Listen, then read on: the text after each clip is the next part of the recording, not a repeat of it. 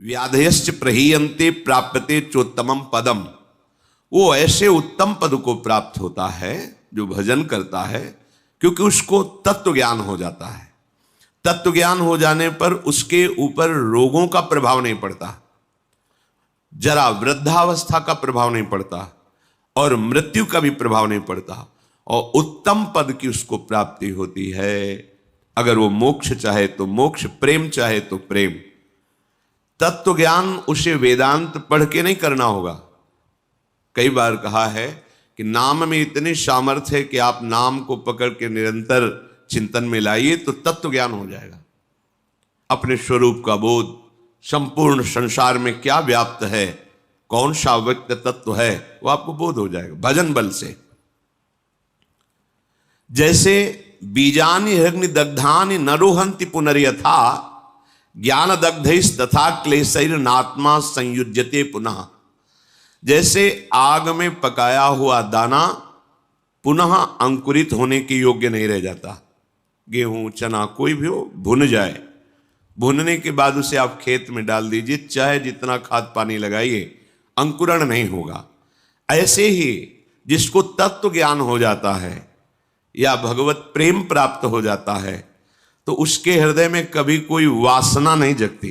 वो दिखाई देता है वैसे ही दाना, पर अंतर हो गया, एक में अंकुरण होगा और उसमें अंकुरण नहीं होगा। ऐसे ही भगवत प्राप्त तत्वज्ञानी महापुरुष के हृदय में कभी भी मना कष्टानेन्द्रियाणि प्रकृतिस्थानि कर्षति, ये जो प्रवाह है ये जागृत नहीं हो सकता। जैसे भुने हुए दाने में अंकुरण नहीं होता, उसके हृदय की अविद्या नष्ट हो जाती है। बिल्कुल हृदय में कोई चिंतन का क्लेश नहीं, आत्मानंद से परिपूर्ण हृदय हो जाता है। आत्मानम विंदते येन सर्वभूत गुहाशयम।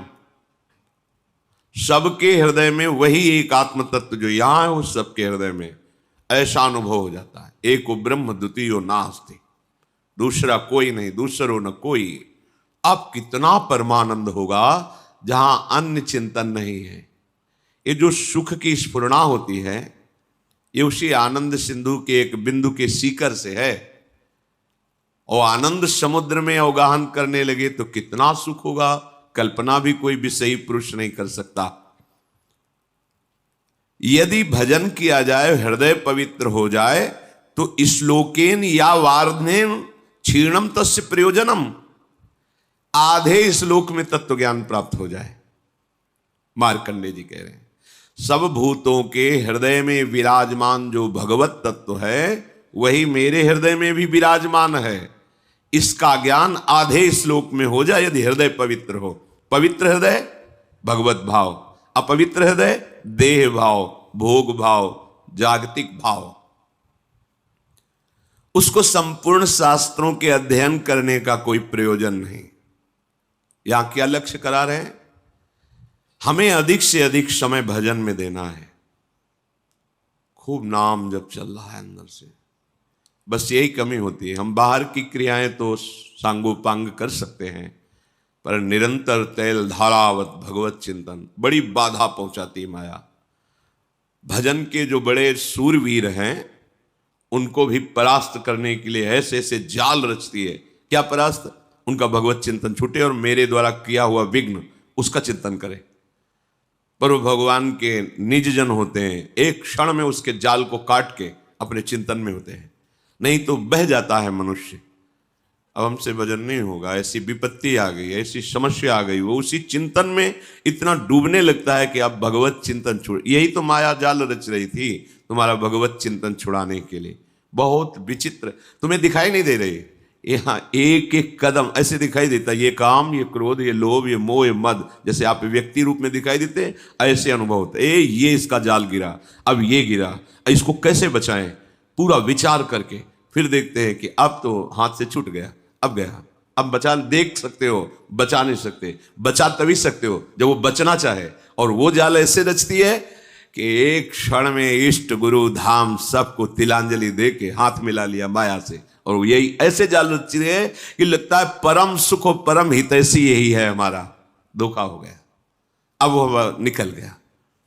तत्व ज्ञान प्राप्त करने के लिए कोई प्रयास की जरूरत नहीं, भजन करो, भजन करो।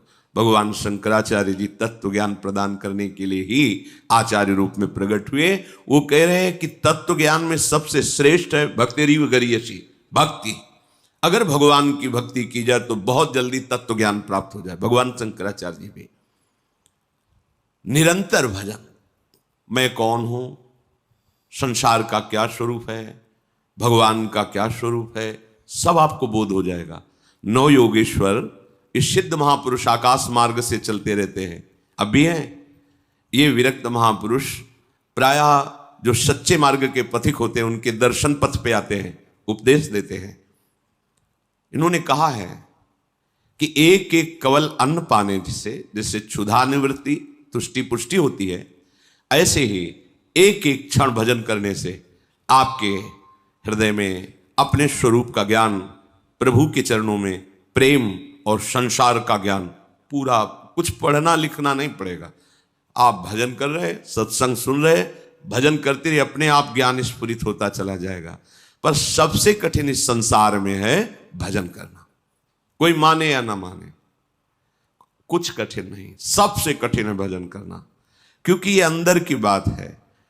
बहुत शांति से भजन में लगे हो, ऐसा माया जाल रच दिया कि अब लगा अरे क्या होगा, अब क्या होगा, छुटा भजन, छुटा, वो रचे ही अब क्या होगा, किसकी सलाह ले, किससे मिले, ऐसे